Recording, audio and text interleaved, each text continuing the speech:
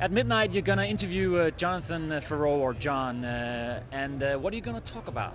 Yeah, so he's he's a really interesting figure in American politics. He's 34, so still very, very young, retired White House senior staffer at 34. And he's worked for the president even longer than I have. I think he worked for him in the Senate office. So really try to talk about it. And so he was the president's main speechwriter. So both in the Senate office, the first campaign, and the White House. So has amazing stories and is really the author of some of the most important words that the world has heard in modern political history. Words like "yes, we can." I mean, can you imagine?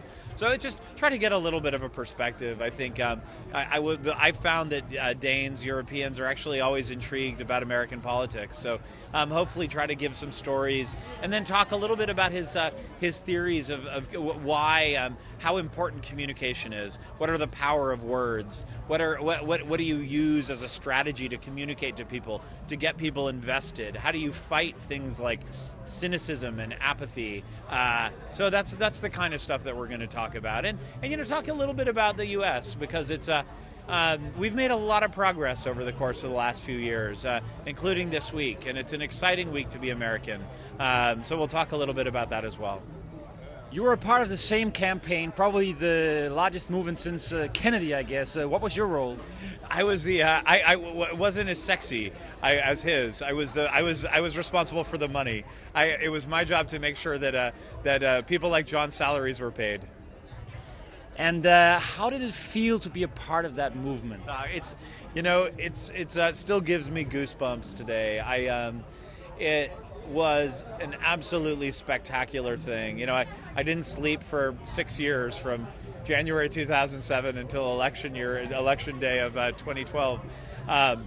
But you know what? Every sleepless night was worth it, because I think what we were fighting for is something that we truly believed in, and I think that matters. I think, as I said before, I think there is too much disengagement in the world. There is too much cynicism. There's too much apathy. And I think what is so exciting about both Obama campaigns is just the desire for people who had never been involved before to get involved. And so I think we'll try to sell that message here tonight too. And we still have issues in the U.S. I don't want to say that these problems are solved just with the Obama campaign. Far from it. But it's it's really, really an exciting chapter of American history. We're facing several global crises. If you should give an advice to the generation that's gonna change the world, what would you say to them? Keep fighting. Keep fighting. As you get older, it just gets easier and easier to check out, to become cynical, to think that you can't make a difference, that you can't, affect change. It's just simply not true, because if you work hard, you put your mind to it, you mobilize your friends, your neighbors, your coworkers, whatever it is, you can do it. And that is, I do believe the Obama campaign is testament to that we did in both 2008 and 2012 what the world never thought we could do. Which is, elect an African-American president. And at the same time, here we are a few years later, and we have universal health care in the United States, and gay marriage is legal in the land.